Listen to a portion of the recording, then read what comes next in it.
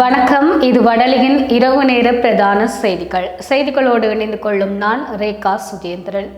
ஐக்கிய தேசிய கட்சியின் முக்கியஸ்தர்களுக்கும் யாழ்ப்பாண மாவட்ட உள்ளூராட்சி மன்ற வேட்பாளர்களுக்கும் இடையிலான சந்திப்பு ஒன்று இன்றைய தினம் நடைபெற்றது.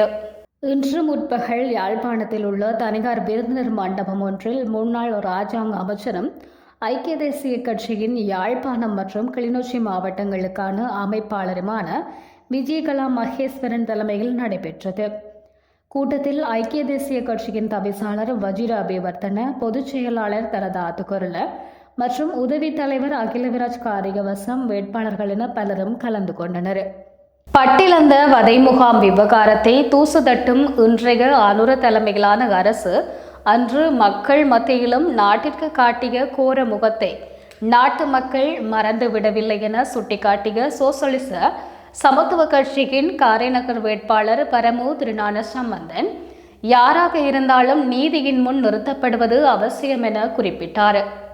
நாட்டில் உச்ச பேசுபொருளாக இருந்து வரும் குறித்த விவகாரம் தொடர்பில் ஐக்கிய தேசிய கட்சியின் முக்கியஸ்தர் வஜிர அபிவர்த்தன அன்றைய கால சூழலுக்கு ஏற்ப அது ஒரு தற்காப்பு நடவடிக்கையாக இருந்தது என்று கூறியுள்ளார். இந்நிலையில் குறித்த விடயம் தொடர்பில் கருத்து தெரிவித்த குறித்த கட்சியின் வேட்பாளர் திருஞான சம்பந்தன் மேலும் கூறுகையில், சோசலிசத்திற்காக போராடும் வேலை திட்டங்களுக்கு பிரதேச ரீதியில் வலு சேர்க்கும் வகையில் தான் உள்ளூராட்சி மன்றங்களில் போட்டியிடுகின்றோம். அதே நேரம் அனுரவின் கட்சி ஒரு பாசிசவாதம் கொண்ட கொடூரமான கட்சி. இவர்களும் இராணுவத்தை பாதுகாக்கவே முற்படுகின்றனர். இதனால் தமிழ் மக்கள் இவர்களிடம் எதனையும் எதிர்பார்க்க முடியாது என்றும் அவர் சுட்டிக்காட்டியுள்ளமை குறிப்பிடத்தக்கது. வவுனியாவில் 15 கிலோ கஞ்சா விசேட அதிரடிப்படையினரால் மீட்கப்பட்டுள்ளதுடன் 3 கைது செய்யப்பட்டுள்ளதாக நெழுக்குளம் போலீசார் இன்று தெரிவித்தனர். விசேட அதிரடிப்படையினருக்கு கிடைத்த ரகசிய தகவலை அடுத்து வவுனியா கணேசபுரம் பகுதியில் மேற்கொள்ளப்பட்ட விசேட சோதனையின் போது மறைத்து வைக்கப்பட்டிருந்த நிலையில் 15 கிலோ கஞ்சா கண்டுபிடிக்கப்பட்டுள்ளது. இதனையடுத்து அதனை உடைமையில் வைத்திருந்த கணேசபுரம், கூமாங்குளம் ஆகிய பகுதிகளைச் சேர்ந்த 25 மற்றும் 32 வயதிற்குட்பட்ட 3 கைது செய்யப்பட்டுள்ளனர்.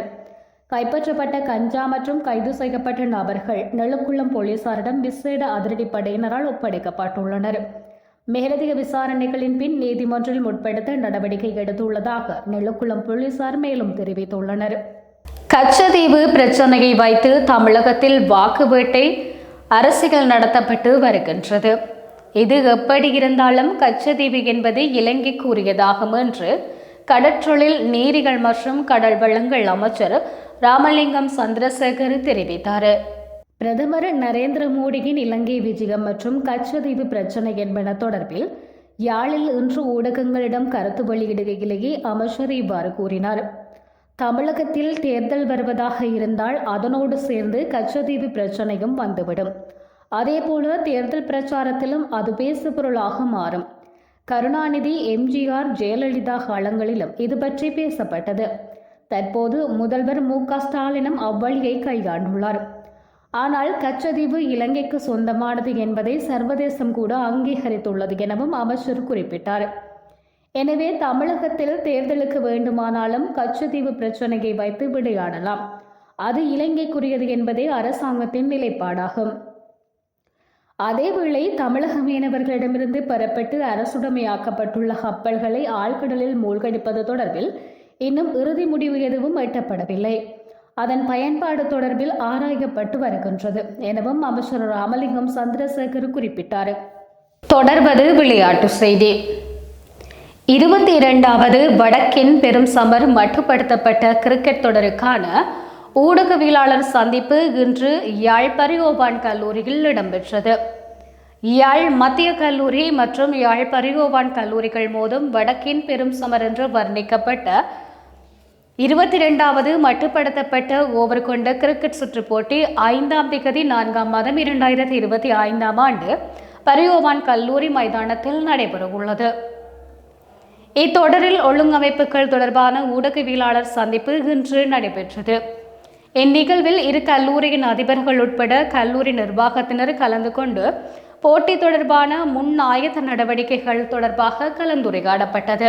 இந்த வருடம் இடம்பெற்று வரும் 118வது வடக்கின் பெரும் சமர் 3 நாள் டெஸ்ட் தொடரில் யாழ் பரியோவான் கல்லூரி வெற்றி பெற்றிருந்தமை குறிப்பிடத்தக்கது. இப்போட்டி நிகழ்வுக்கு வடலி மீடியா ஊடக அனுசரணை வழங்குகின்றமை குறிப்பிடத்தக்கது. 22வது ஒரு நாள் மட்டுப்படுத்தப்பட்ட 50 ஓவர் போட்டி 2025ஆம் ஆண்டு யாழ் மத்திய கல்லூரிக்கும் யாழ் சென்ட் ஜோன்ஸ் கல்லூரிக்கும் இடையிலான மட்டுப்படுத்தப்பட்ட 50 ஓவர் போட்டியானது இந்த முறை சித்திரை மாதம் 5ஆம் தேதி 2025ஆம் ஆண்டு சென்ட் ஜோன்ஸ் கல்லூரி மைதானத்தில் நடைபெற உள்ளது. இந்த போட்டி காலை 9:30 மணிக்கு ஆரம்பமாகும். 1 மணி வரையில் நடைபெற்று 1 மணி தொடக்கம் 1:40 மணி வரையில் மதிய உணவுக்கான இடைவேளையும் தொடர்ந்து 1:40 5:10 வரையில் தொடர்ந்து இப்போட்டி நடைபெறும்.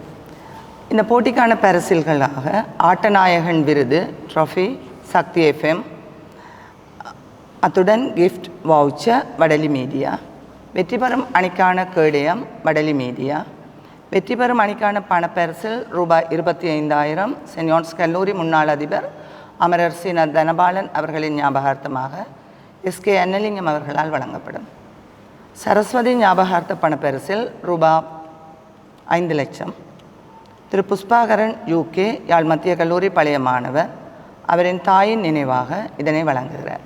அவை இந்த இரு கல்லூரிகளுக்கும் இடையிலான மட்டுப்படுத்தப்பட்ட 50 ஓவர் கொண்ட இந்த கிரிக்கெட் போட்டி இரு கல்லூரிகளினதும் பாரம்பரியத்தையும் ஒழுக்கத்தையும் மேம்படுத்தும் வகையிலும் சிறப்பாகவும் நடைபெற வேண்டும் என வாழ்த்தி சந்தர்ப்பத்திற்கு நன்றி கூறி விடைபெறுகிறேன். நன்றி.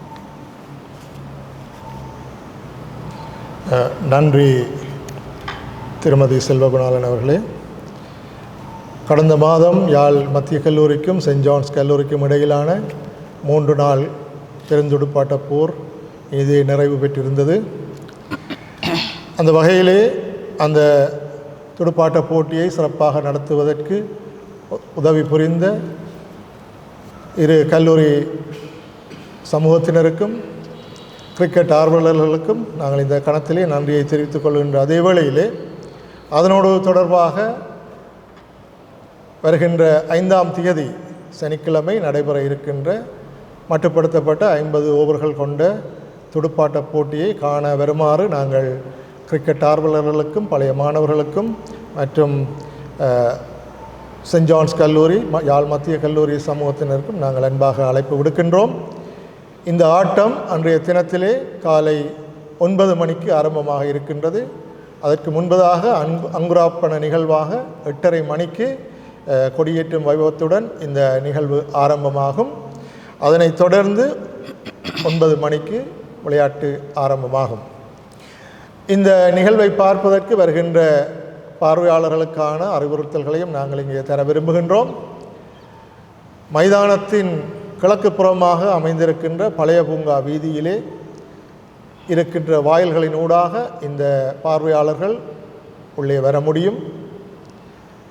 பாடசாலையின் பிரதான வாயில்கள் மூடப்பட்டிருக்கும். பழைய பூங்காவில் அமைந்துள்ள வாயில்களின் ஊடாக மட்டுமே பார்வையாளர்கள் அனுமதிக்கப்படுவார்கள். அந்த வகையிலே பழைய பூங்கா வீதியிலே வடக்கு புறமாக இருக்கின்ற 2 வாயில்கள் A மற்றும் B என பெயரிடப்பட்டிருக்கின்றன. அந்த A வாயிலினூடாக யாழ் மத்திய கல்லூரி பழைய மாணவர்களும் ஆசிரியர்களும், அதே வேளையிலே B வாயிலினூடாக யாழ் மத்திய கல்லூரி மாணவர்களும் அனுமதிக்கப்படுவார்கள். பழைய பூங்கா வீதியின் தெற்கு புறமாக அமைந்துள்ள 2 வாயில்களினூடாக சென்ட் ஜான்ஸ் கல்லூரி பழைய மாணவர்களும் அதாவது D வாயிலினூடாக சென்ட் ஜான்ஸ் கல்லூரி பழைய மாணவர்களும், C வாயிலினூடாக கிரிக்கெட் ஆர்வலர்களும் உள்ளே அனுமதிக்கப்படுவார்கள். இந்த ஆட்டம் 50 மட்டுப்படுத்தப்பட்ட ஓவர்கள் கொண்டதாக அமைந்திருக்கும்.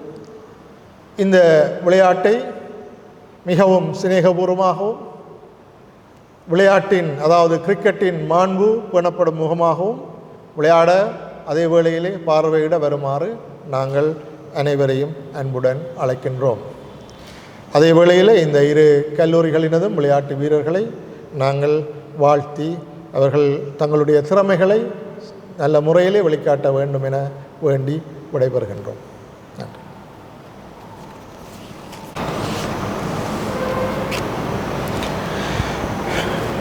அதே வேளையில் இதுவரை நடைபெற்று முடிந்த 50 ஓவர் போட்டிகளிலே ஒரு சிறப்பு பார்வையும் நான் தர முடியும். அதாவது இதுவரை நடந்த 50 ஓவர்கள் கொண்ட மட்டுப்படுத்தப்பட்ட போட்டிகளிலே யாழ் மத்திய கல்லூரி 9 போட்டிகளிலும், யாழ் சென்ட் ஜான்ஸ் கல்லூரி 12 போட்டிகளிலும் வெற்றி பெற்றமை குறிப்பிடத்தக்க அம்சமாகும். இந்த